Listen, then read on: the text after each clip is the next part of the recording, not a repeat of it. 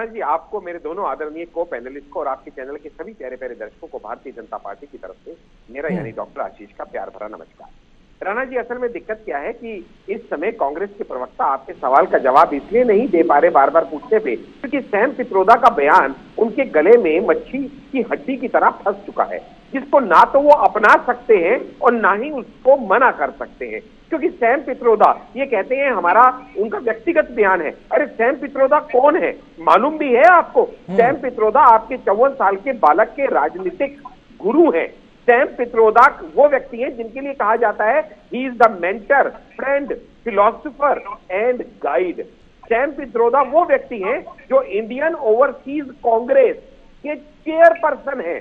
इतने बड़े व्यक्ति जब इस तरह के बयान देते हैं और कांग्रेस उससे पल्ला झाड़ लेती है, तो क्लियरली समझ में आता है कि कांग्रेस की इस समय बौखलाहट जग जाहिर हो चुकी है। क्योंकि अपने नेता के बयान को वो ये कह दे कि उनका निजी व्यक्तिगत बयान है, वो व्यक्ति जो उनके इस मैनिफेस्टो में, जिसको न्याय पत्र कहते हैं, बनाने में अहम भूमिका निभा रहा है। मैं सबसे पहले तो राणा जी आपके माध्यम से आज देश की जनता से एक सवाल करूंगा। पहली बात तो ये कि कांग्रेस कभी भी जीत के आने वाली नहीं, लेकिन मान लीजिएगा 1% को कि कांग्रेस की जीत की कोई परिस्थिति बनती, तो वो तब बनती जब हमेशा की तरह 400 साढ़े 400 सीटों पे लड़ती। इस बार तो कांग्रेस 300 सीटों पे भी नहीं लड़ रही है, तो मेजोरिटी में आ नहीं सकती। तो अब मेजोरिटी में अगर कोई आया तो इंडिया अलायंस आएगा, इसकी पॉसिबिलिटी भी 10% भी नहीं है। लेकिन अगर 10% भी मान लूं इंडिया अलायंस आया, तो फिर मैनिफेस्टो किसका लागू होगा? कांग्रेस का, बीएसपी का, आरजेडी का, किसका? टीएमसी का? क्योंकि इन सब तो की आशीष जी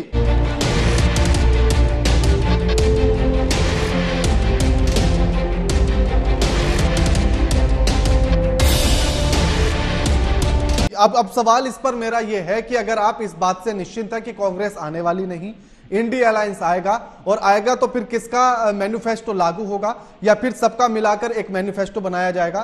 तो सिर्फ प्रधानमंत्री नरेंद्र मोदी या अमित शाह या आपके बाकी नेता सिर्फ कांग्रेस के मैनिफेस्टो पर इतना वार क्यों कर रहे हैं? उसकी वजह बताता हूं मैं आपको। इसलिए क्योंकि कांग्रेस इनका बिग ब्रदर बनने का प्रयास शुरू से करती रही है। कांग्रेस आज भी विपक्ष की सबसे बड़ी पार्टियों में से एक है। कांग्रेस वो पार्टी है जो कभी 400 के ऊपर हुआ करती थी, और आज उसी के अपने साथी ममता बनर्जी कहते हैं कि उनकी 40 सीटें भी नहीं आने की है। और हम बहुत पहले ये नारा दे चुके हैं कि भारत को कांग्रेस मुक्त बनाने के लिए हम तत्पर हैं, क्योंकि जितना बेड़ा गर्क कांग्रेस ने पिछले 7 दशक में किया, उतना और किसी पार्टी ने हिंदुस्तान का, भारत का नुकसान आज तक नहीं किया। लेकिन जितना परिवारवाद कांग्रेस ने फैलाया, जितना तुष्टिकरण कांग्रेस ने फैलाया। आशीष जी, कांग्रेस ने ही इस टैक्स को हटाया था। विरासत टैक्स को कांग्रेस ने ही हटाया था 84 में। मैं पूछता हूं इनके कांग्रेस के प्रवक्ता से, नहीं एक सेकंड, सिर्फ कांग्रेस के प्रवक्ता से ये पूछता हूं कि राहुल गांधी सही है जो आज ये जाति जनगणना और सर्वे के ऊपर कास्ट सेंसस मांग रहे हैं, या इन्हीं की इंदिरा गांधी ज्यादा बड़ी नेता थी जो कहती थी जात पे ना पात पे मोहर लगेगी हाथ पे, जो सारी जिंदगी ये कहती रही कि जातीय जनगणना और कास्ट सर्वे देश के लिए हानिकारक है। ठीक है आशीष जी, ठीक है। क्या राहुल गांधी सही है? ठीक है।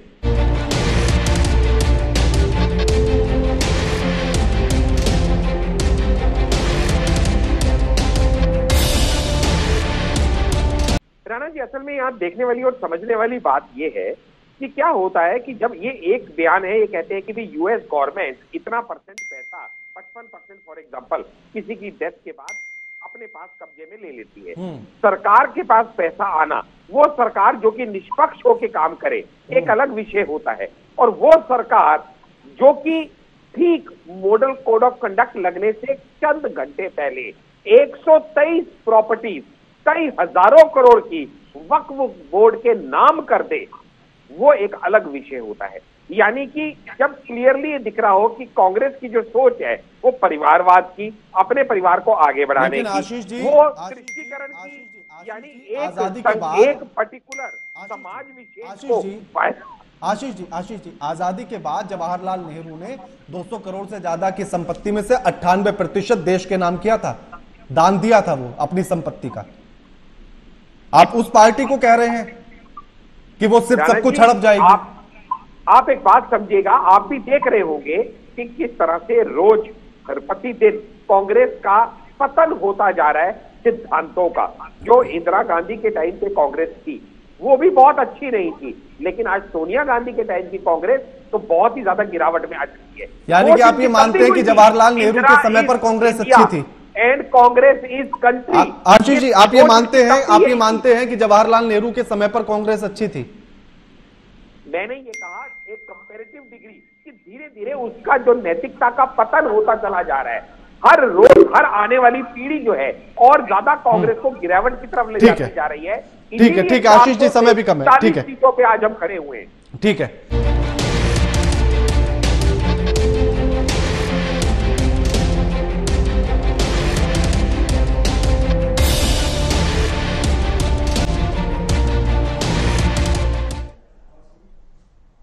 नमस्कार, मैं आपके साथ के राणा, एएमपी नेटवर्क देख रहे हैं आप। और संपत्ति पर बयानबाजी को लेकर सियासत गर्म हो गई है। लोकसभा चुनाव में संपत्ति पर बयानबाजी के बीच कांग्रेस नेता सैम पित्रोदा ने अमेरिका में विरासत टैक्स का जिक्र करते हुए कहा कि अमेरिका में संपत्ति पर 55% हिस्सा सरकार लेती है। संपत्ति का समान वितरण भारत में भी होना चाहिए। कांग्रेस इस बयान से पूरी तरह से पल्ला झाड़ रही है। कांग्रेस नेता जयराम रमेश ने साफ कहा कि यह उनकी व्यक्तिगत राय है। इस मामले में बीजेपी के मुखिया नरेंद्र मोदी ने कहा, बीजेपी के नेता और प्रधानमंत्री नरेंद्र मोदी ने कहा कि कांग्रेस के खतरनाक इरादे एक के बाद एक खुलकर सामने आ रहे हैं। शाही परिवार के शहजादे के सलाहकार ने कुछ समय पहले कहा था कि मिडिल क्लास पर और ज्यादा टैक्स लगाना चाहिए, और अब ये इससे भी एक कदम आगे बढ़ गए हैं। इसी मामले पर हम चर्चा करेंगे, लेकिन उससे पहले हमारी ये रिपोर्ट देखिए।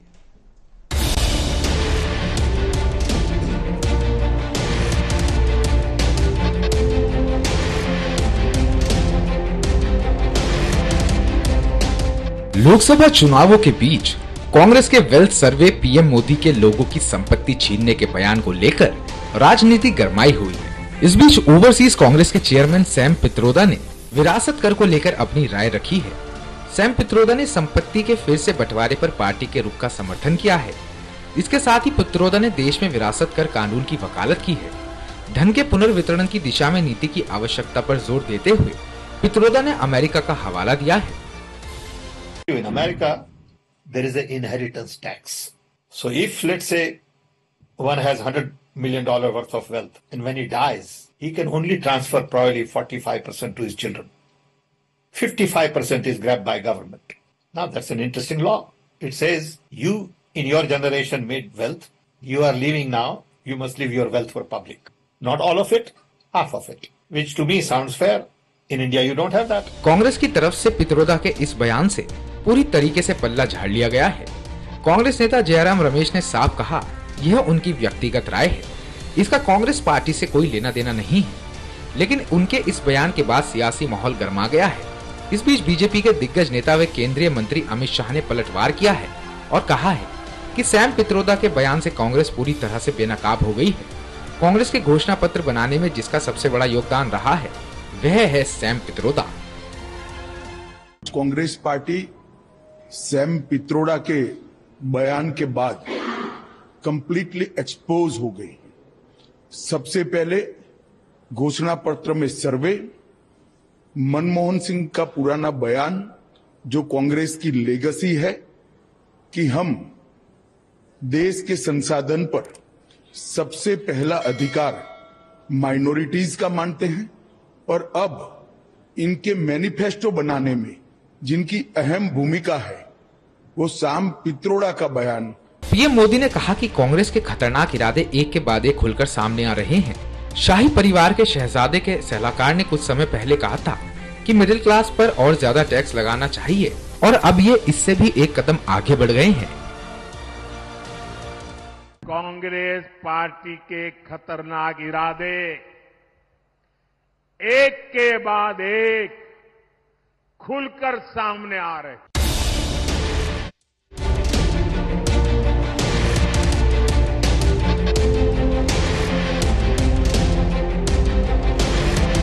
फैंटेसी क्रिकेट खेलकर माई लेवल सर्कल ऐप से 1 करोड़ रुपया जीते हैं। नमस्ते, मेरा नाम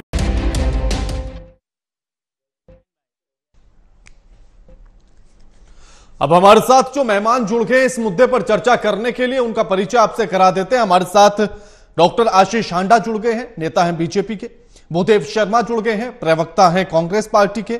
और मनीष गुप्ता हमारे साथ जुड़ गए, राजनीतिक विश्लेषक हैं। आप तीनों का स्वागत है एमपी नेटवर्क पर। भूदेव जी, प्रधानमंत्री नरेंद्र मोदी पिछले 3-4 दिन से जिस बयान को लेकर बात कर रहे हैं, और वो कह रहे हैं कि अगर कांग्रेस की सरकार आई तो आपकी संपत्ति पर भी हक जता देगी और उसको आपसे लेकर किसी और को बांट देगी। इसी बात को अब सैम पित्रोदा ने भी कह दिया कि ऐसा कोई एक कानून है जो लागू है अमेरिका में, उस पर चर्चा होनी चाहिए, उसको लेकर नई नीतियां बनानी चाहिए। राणा जी बहुत बहुत धन्यवाद। राणा जी, आज जिस पार्टी मुद्दों की करते हैं, प्रथम चरण के चुनाव के बाद जिस तरह से इनको पता चला, इनकी पोल खुली कि किस तरह देश की जनता इनको नकार चुकी है। नहीं भूदेव जी, मैं प्रथम चरण के चुनाव के विश्लेषण पर नहीं हूं। मैं सैम पित्रोदा के बयान पर चाहता हूं चर्चा। मैं उसी पर आ रहा हूं। हाँ। कोई बयान दिया है तो उस पर आप पहले उसको जवाब तो देने दो पूरा। आप अगर हर बार बीच में बोलोगे तो फिर क्यों बुलाते हो? नहीं, आप सीधा मेरे सवाल के जवाब पर आ जाइए। मैं एक बार भी नहीं टोकूंगा आपको। जवाब होता है सीधा, मैं बोल देता हूं उनका निजी बयान है, उनसे पूछिए जाके फिर। चलिए ठीक है, मैं आपकी इसी बात पर जवाब लेता हूं ना आपसे। अगर उनका निजी बयान है, क्या आप उनके साथ सहमत हैं या नहीं है? भूदेव जी, क्या आप उनके इस बयान से सहमत हैं या नहीं है? जो पूरी बात है उसको पहले जनता तक, दर्शकों तक पहुंचने दीजिए। मुद्दों से आप भी भटकाने का काम मत कीजिए। जैसे मुद्दों से मैं भटका ही नहीं रहा, मैं तो डायरेक्ट मुद्दे पर सवाल कर रहा हूं। भटकाने का काम कर रहे हैं। कहानियां तो आप सुना रहे हैं कि पहले चुनाव के समीकरण ऐसे रहे, मतदान ऐसा हुआ, कौन बौखला गया है, कौन संतुष्ट है। मैं तो ये बात ही नहीं कर रहा। अरे मैं कह रहा हूँ आप बीजेपी के प्रवक्ता हो क्या? मैं प्रवक्ता नहीं हूँ, सीधा सवाल कर लेता हूँ तो चुपता है कांग्रेस वालों को। चुपता नहीं है, आप प्रवक्ता हो। चुपता है तो सीधा आ जाइए ना मुद्दे पर। सैम पित्रोदा के बयान से क्या आप सहमत हैं या नहीं है? जवाब दीजिए, बात खत्म करिए। देने नहीं दे रहे हो, जवाब सुनना नहीं चाह रहे हो, देने नहीं दे रहे हो, तो फिर क्या क्यों बुलाते हो? हाँ ठीक है, जवाब दीजिए, जवाब दीजिए। देखिए सीधा सवाल के जवाब पर आएंगे, मैं बिल्कुल नहीं टोकूंगा। मुझे ये बताइए, मोदी जी कहते हैं कि आपका मंगलसूत्र बिक जाएगा। मोदी जी को उस समय मंगलसूत्र दिखाई नहीं दिया जब मणिपुर में जब बेटियों के निर्वस्त्र करके सड़कों पर घुमाया जा रहा था? उस समय मंगलसूत्र मोदी जी को दिखाई नहीं दिया? मोदी जी को इतने 50 साल से जब कांग्रेस की सरकार थी तब किसी का मंगलसूत्र नहीं दिखा, तब मोदी जी को दिखाई नहीं दिया। आज मोदी जी की जब सत्ता जाने का डर है तब उनको ये सारे कुछ दिखाई दे रहे हैं। देश का युवा पूछ रहा है कि हमारे 20 करोड़ रोजगार कहाँ है? देश का किसान पूछ रहा है कि हमारी दुगनी आय कहाँ है जो 2022 में होने वाली थी? देश के लोग पूछ रहे हैं कि 100 स्मार्ट सिटी कहाँ है? देश के लोग, देश का किसान, देश का युवा, देश का हर वर्ग मुझसे पूछ रहा है। तब वो मुद्दों से भटकाने के लिए इस तरह की बात कर रहे हैं और आप भी बात कर रहे हैं। अरे सैम पित्रोदा जी, भूदेव जी, मैं उसी पर आ रहा हूं। देखिए आ जाइए ना, क्योंकि समय बहुत ज्यादा नहीं है, आधा ही घंटा मिलता है चर्चा के लिए। नहीं बिल्कुल, मैं उसी पे आ रहा हूं। देखिए जो अभी आपने मुद्दे उठाए उनके लिए मैं आशीष जी से बात करूंगा। मेरा सवाल आपसे सैम पित्रोदा के बयान को लेकर है, आप उस पर मुझे जवाब दीजिए, मैं फिर आशीष जी से जवाब दूंगा। स्ट्रेट जवाब चाहते हो तो मैंने बोल दिया भाई, उनका निजी बयान है, उनसे जाके आप सहमत हैं या नहीं? पार्टी सहमत है या नहीं? अगर पार्टी का ऑफिशियल बयान हो तो मैं उस पर जवाब देने के लिए तैयार हूँ। जो कोई मेरी पार्टी का बयान नहीं है, मेरे नेता का बयान नहीं है। जी, मेरा सवाल ये है कि सैम पित्रोदा का अगर ये निजी बयान है तो क्या कांग्रेस पार्टी इस बयान का समर्थन करती है या नहीं करती है? और नहीं करती है तो क्या कोई कार्रवाई सैम पित्रोदा पर की जाएगी या कोई सख्त लहजे में उन्हें कुछ निर्देश दिया जाएगा? मैं ये जानना चाहता हूं आपसे। राणा जी, मैं क्या कह रहा हूं, जब बीजेपी के नेता बोलते हैं कि हम संविधान को बदल देंगे, संविधान को खत्म कर देंगे, ये सारे जवाब जब उलूल जुलूल बयान देते हैं को बदलना तो आपके मेरे तब वो ये क्या बोलते हैं? तो क्या वो बोलते हैं कि पार्टी का बयान है? भाई सीधी सी बात है, कोई भी नेता कुछ भी बोल सकता है। मेरी पार्टी का अगर ये ऑफिशियल बयान हो तो मैं उस पर जवाब देने के लिए तैयार हूँ। कांग्रेस पार्टी सैम पित्रोदा के बयान पर ऑब्जेक्शन उठा रही है। ये पार्टी डिसाइड करेगी ना क्या उनके प्रति कार्रवाई होगी कि नहीं होनी चाहिए कि ये पूरा हमारे यहाँ लोकतंत्र है। कोई नागपुर से फरमान नहीं आता, सीडब्ल्यूसी है, सीडब्ल्यूसी की मीटिंग में डिसीजन लिया जाएगा कि क्या करना चाहिए क्या नहीं। ये तो एक लोकतांत्रिक बॉडी है कांग्रेस पार्टी, इसमें सब लोग मिलकर के डिसाइड करते हैं कि इसका क्या, इन्होंने जो बयान दिया। देखिए मेरा सवाल ये इसलिए है कि राहुल गांधी के सलाहकार के पद पर भी वो है। 2014 में मणिशंकर अय्यर ने ऐसा ही बयान दिया था जिसको बीजेपी ने हाथों हाथ भुनाया, प्रधानमंत्री को चाय वाला बोलकर। उसके बाद 2019 में 2 बयान सैम पित्रोदा ने, आखिरी 2, हाँ पूरी बात सुन लीजिए ना भूदेव जी। उस समय पर दो बयान ऐसे दिए, एक 84 के दंगों को लेकर और दूसरा मिडिल क्लास पर टैक्स लगाने को लेकर। अब फिर पहले फेज का चुनाव हुआ, फिर इस तरह का बयान, जिसको लेकर लगातार बीजेपी आप पर हमलावर है। वही बात सैम पित्रोदा अगर बोलेंगे तो कहीं ना कहीं जनता के बीच में तो यह संदेश जाएगा कि आप हां उसी मंशा पर काम कर रहे हैं जो आरोप लगाया जा रहा है। तो क्या ऐसे बयानों से आपके नेताओं को, आपकी पार्टी को बचना चाहिए या नहीं चाहिए? नहीं, देखिए राणा जी, बिल्कुल बचना चाहिए। ऐसे बयान मुझे लगता है देने भी नहीं चाहिए। उनका निजी बयान है, मैं पहले भी बोल रहा हूँ। लेकिन मुझे ये बताइए कि इससे पहले कांग्रेस का शासन रहा, बीजेपी का शासन रहा, आप उसमें कंपेयर कीजिए कौन इस देश की भलाई के लिए काम कर रहा है, कौन उद्योगपतियों के लिए मैं वो सवाल अभी आशीष जी से करूंगा, काम कर रहा है, कौन देश की महिलाओं के लिए काम कर रहा है, भूदेव जी उस पर बात कीजिए ना। भूदेव जी ठीक है। आशीष जी, राजीव गांधी की सरकार थी और वित्त मंत्री थे वीपी सिंह। विरासत टैक्स तब हिंदुस्तान में लगता था और 84-85 में इसको हटाया गया था, यह कहते हुए कि इससे कोई लाभ नहीं है, बल्कि न्याय संगत नहीं है और साथ ही इससे नुकसान ही सरकार का होता है। तो फिर वही पार्टी आने के बाद क्यों उसको लगाएगी? राणा जी, आपको, मेरे दोनों आदरणीय को पैनलिस्ट को और आपके चैनल के सभी प्यारे प्यारे दर्शकों को भारतीय जनता पार्टी की तरफ से मेरा यानी डॉक्टर आशीष का प्यार भरा नमस्कार। राणा जी, असल में दिक्कत क्या है कि इस समय कांग्रेस के प्रवक्ता आपके सवाल का जवाब इसलिए नहीं दे पा रहे बार बार पूछने पे, क्योंकि सैम पित्रोदा का बयान उनके गले में मच्छी की हड्डी की तरह फंस चुका है, जिसको ना तो वो अपना सकते हैं और ना ही उसको मना कर सकते हैं। क्योंकि सैम पित्रोदा ये कहते हैं हमारा, उनका व्यक्तिगत बयान है। अरे सैम पित्रोदा कौन है मालूम भी है आपको? सैम पित्रोदा आपके 54 साल के बालक के राजनीतिक गुरु हैं। सैम पित्रोदा वो व्यक्ति हैं जिनके लिए कहा जाता है he is the mentor, friend, philosopher and guide. Sam Pitroda वो व्यक्ति हैं जो इंडियन ओवरसीज कांग्रेस के चेयरपर्सन हैं। इतने बड़े व्यक्ति जब इस तरह के बयान देते हैं और कांग्रेस उससे पल्ला झाड़ लेती है, तो क्लियरली समझ में आता है कि कांग्रेस की इस समय बौखलाहट जग जाहिर हो चुकी है। क्योंकि अपने नेता के बयान को वो ये कह दे कि उनका निजी व्यक्तिगत बयान है, वो व्यक्ति जो उनके इस मैनिफेस्टो में, जिसको न्याय पत्र कहते हैं, बनाने में अहम भूमिका निभा रहा है। मैं सबसे पहले तो राणा जी आपके माध्यम से आज देश की जनता से एक सवाल करूंगा। पहली बात तो ये कि कांग्रेस कभी भी जीत के आने वाली नहीं, लेकिन मान लीजिएगा 1% को कि कांग्रेस की जीत की कोई परिस्थिति बनती, तो वो तब बनती जब हमेशा की तरह 400-450 सीटों पे लड़ती। इस बार तो कांग्रेस 300 सीटों पे भी नहीं लड़ रही है, तो मेजोरिटी में आ नहीं सकती। तो अब मेजोरिटी में अगर कोई आया तो इंडिया अलायंस आएगा, इसकी पॉसिबिलिटी भी 10% भी नहीं है। लेकिन अगर 10% भी मान लूं इंडिया अलायंस आया, तो फिर मैनिफेस्टो किसका लागू होगा? कांग्रेस का, बीएसपी का, आरजेडी का, किसका? टीएमसी का? क्योंकि इन सब तो आशीष जी अब सवाल इस पर मेरा यह है कि अगर आप इस बात से निश्चिंत है कि कांग्रेस आने वाली नहीं, इंडिया अलायंस आएगा, और आएगा तो फिर किसका मैनिफेस्टो लागू होगा या फिर सबका मिलाकर एक मैनिफेस्टो बनाया जाएगा? तो सिर्फ प्रधानमंत्री नरेंद्र मोदी या अमित शाह या आपके बाकी नेता सिर्फ कांग्रेस के मैनिफेस्टो पर इतना वार क्यों कर रहे हैं? उसकी वजह बताता हूं मैं आपको। इसलिए क्योंकि कांग्रेस इनका बिग ब्रदर बनने का प्रयास शुरू से करती रही है। कांग्रेस आज भी विपक्ष की सबसे बड़ी पार्टियों में से एक है। कांग्रेस वो पार्टी है जो कभी 400 के ऊपर हुआ करती थी और आज उसी के अपने साथी ममता बनर्जी कहते हैं कि उनकी 40 सीटें भी नहीं आने की है। और हम बहुत पहले ये नारा दे चुके हैं कि भारत को कांग्रेस मुक्त बनाने के लिए हम तत्पर हैं, क्योंकि जितना बेड़ा गर्क कांग्रेस ने पिछले 7 दशक में किया, उतना और किसी पार्टी ने हिंदुस्तान का, भारत का नुकसान आज तक नहीं किया। लेकिन जितना परिवारवाद कांग्रेस ने फैलाया, जितना कृष्टिकरण कांग्रेस ने फैलाया। आशीष जी, कांग्रेस ने ही इस टैक्स को हटाया था।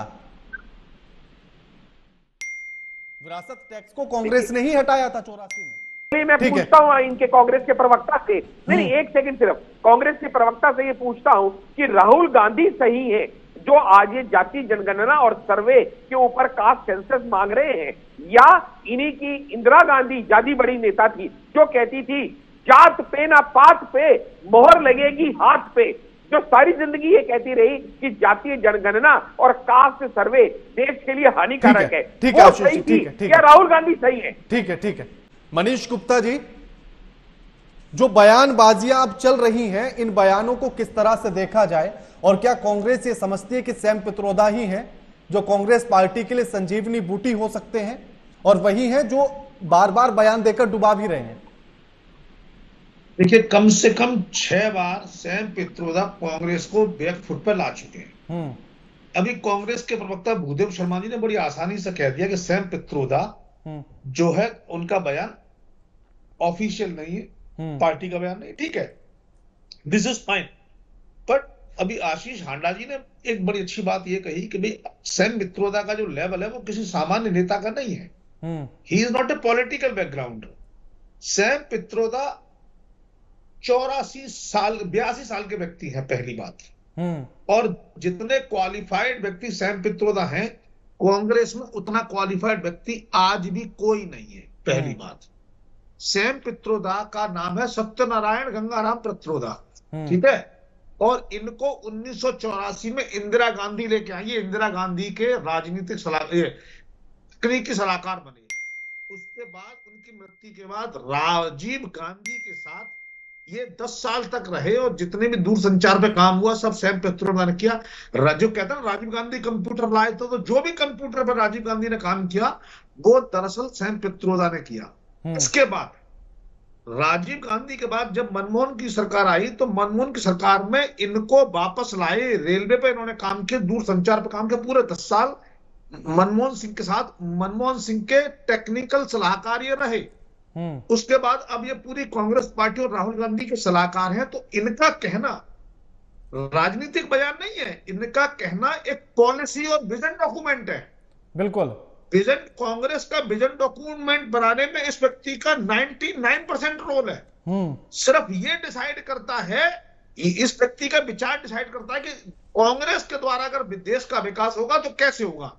तो ऐसे में इस विकास को आसानी से नहीं ठुकराया जा सकता। अब इनके विचार को राहुल गांधी के विचार से जोड़कर देखिए। इनको एडवाइस दिया, इन्होंने एडवाइस दिया राहुल गांधी को। राहुल गांधी ने कहा हम देश का सर्वे करवाएंगे और उसके बाद देखेंगे, अगर जिसके पास अमीर है उससे लेके गरीब को दे देंगे। 2 बातें इसमें कहता हूं। इससे पहले 1948 से लेकर 1952 के बीच में आचार्य विनोबा भावे हुए, उन्होंने भूदान आंदोलन चलाया। तो भूदान आंदोलन में जिन अमीरों से कहा कि भाई आप अपनी थोड़ी थोड़ी जमीन जितना जितना मन है उतना दान करो, है ना, तो वो दान कर दी गई। उसके बाद एक जमींदारी कानून आया। जमींदारी कानून आया कि एक पर्टिकुलर साइज 13 बीघा 50 बीघा से ज्यादा जमीन किसी के पास होगी तो वो काश्तकारी कर रहा उसकी हो जाएगी। इस तरह कानून आया। इसके बाद एक कानून 1953 में जवाहरलाल नेहरू जी लेकर आए। उसमें उन्होंने कहा कि अगर कोई व्यक्ति मरता है तो मरने के बाद उसकी जो भी प्रॉपर्टी होगी उस पर 85% का टैक्स उस व्यक्ति को जो प्रॉपर्टी ले रहा है उसको देना पड़ेगा। उस कानून की स्थिति ऐसी हुई कि लोगों में डर फैल गया कि ये हो क्या रहा है। इस कानून को लगभग 1985 में राजीव गांधी जी ने समाप्त किया। इस दौरान इस कानून से जनता के 1 भी रुपए का लाभ नहीं हुआ, क्योंकि जितना इस कानून की वसूली में लग जाता था खर्चा, उतना टैक्स वसूल भी नहीं कर पाते थे। जो ये बात कर रहे हैं सैम पित्रोदा कानून की, ये कहते हैं मिडिल क्लास को, यानी इस देश में 40 करोड़ मिडिल क्लास है, वो कह रहे हैं उनको अगर वो मर जाते हैं तो उनकी प्रॉपर्टी में से आधी प्रॉपर्टी ले लेनी चाहिए और वो सरकार के पास चली जानी चाहिए। ये कानून देश में पहले भी था 1953 से लेकर 1985 तक, और इस दौरान भ्रष्टाचार का अड्डा बन गया ये कानून जी। यानी जिस व्यक्ति के कोई मरा, मरने के टाइम उसने कुछ दिया या मरने से 2 साल पहले दिया, सबको इन्होंने उस पर टैक्स लगा के देश का जो विकास अवरुद्ध कर दिया। हमें क्या लगता है देश का विकास ऐसा ही रुक गया? ऐसी खराब नीतियों से देश का विकास रुका, जिससे ये ब्यूरोक्रेट और नेताओं ने मिलकर देश को चूस लिया। तो ऐसे में इतना घटिया कानून जो बनाया हुआ था, उसी कानून को सैम पित्रोदा की इस बातचीत को द्वारा टेस्ट करना चाहती थी कांग्रेस कि अगर इस कांग्रेस के कानून की बात करेंगे तो जनता पर क्या प्रभाव पड़ेगा। उन्होंने कहा अगर खराब प्रभाव पड़ेगा ठीक है, कह देंगे नहीं नहीं नहीं नहीं नहीं नहीं, ये सैम पित्रोदा ने जो बात कही है ना, ये पार्टी की ऑफिशियल लाइन नहीं है, ये एक्चुअली थर्मामीटर टेस्ट कर रहे हैं जी। अगर उन्होंने कह दिया ये मामला जम गया, मोदी जी बैकफुट पे आ गए, तो हम चिल्लाने लगेंगे, यही बात कहने लगेंगे। अगर उन्होंने कहा नहीं नहीं बैकफुट पे, this man is not a party, get out. ठीक है, भूदेव जी आप ही के पास आ रहा हूं मैं। भूदेव जी, सैम पित्रोदा के बयान को निजी बयान कहकर कांग्रेस पल्ला नहीं झाड़ सकती है जिस पद पर वो हैं।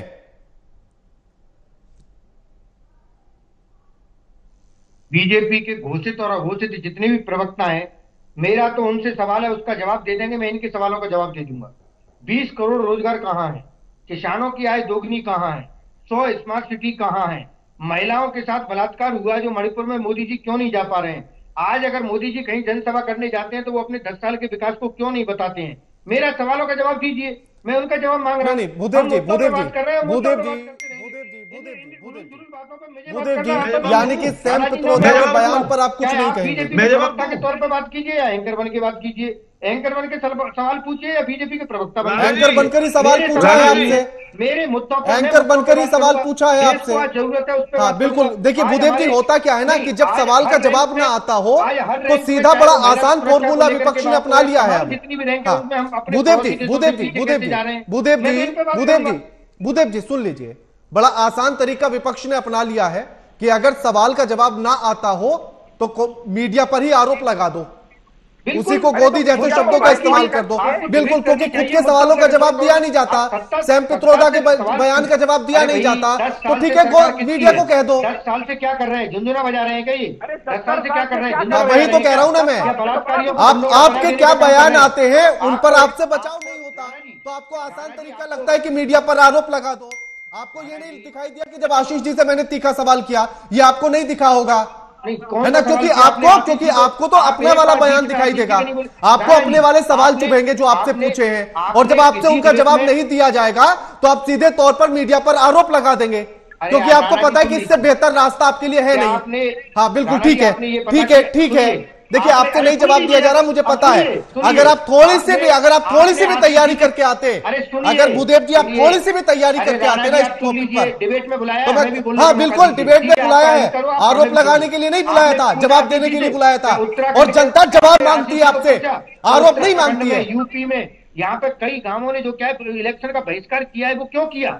महाराज, अगर आप हमारे चैनल को ठीक से देख रहे होते तो ये सवाल पहले दिन किया था मैंने बीजेपी से, लेकिन आज ये बिंदु नहीं है, आज ये टॉपिक नहीं है। यहाँ बिंदु है चुनाव के बीच में। मैं वही कह रहा हूँ भूदेव जी, पहले दिन 19 तारीख को ये सवाल बीजेपी से पूछ चुका हूँ मैं, लेकिन आपने नहीं देखा होगा, क्योंकि आपको सिर्फ अपने हिसाब से जवाब देने आते हैं, अपने हिसाब से आरोप लगाना आता है। ठीक है आशीष जी, ठीक है भूदेव जी, नहीं चाहिए जवाब आपका, नहीं चाहिए जवाब आपके पास ईडी सीबीआई नहीं चाहिए जवाब, नहीं चाहिए। के राणा को डर नहीं लगता?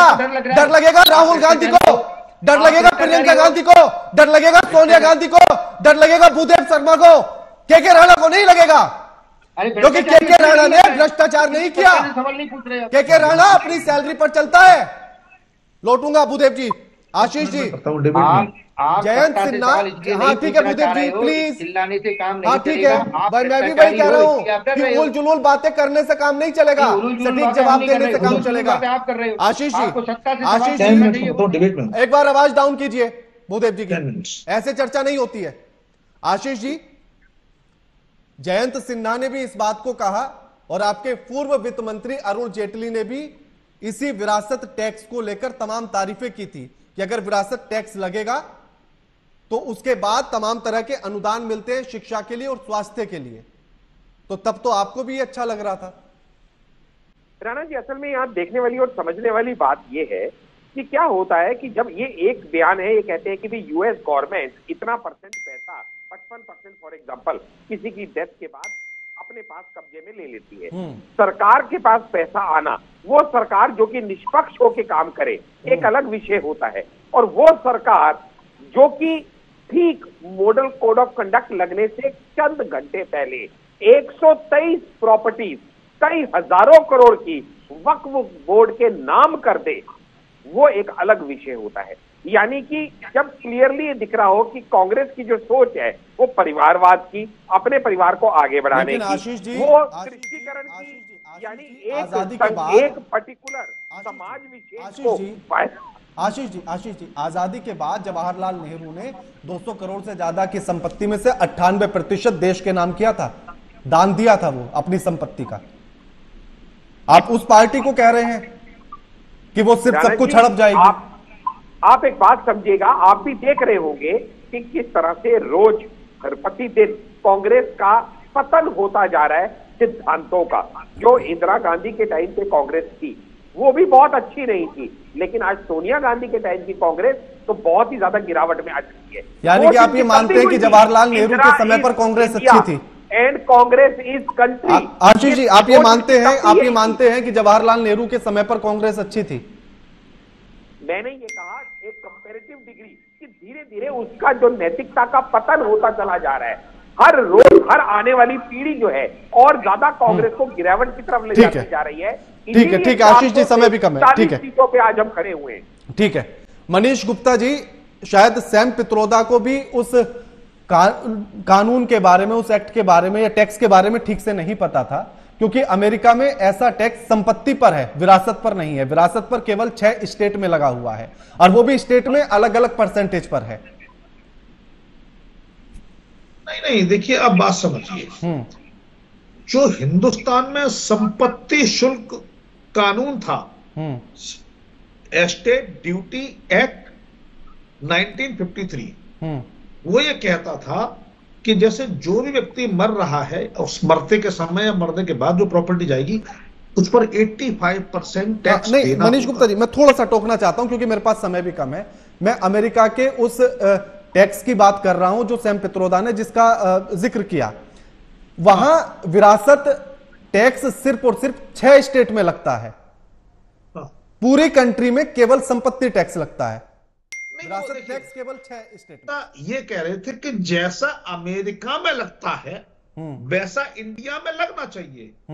उन्होंने एक और बात कही और भी ज्यादा सीरियस बात थी।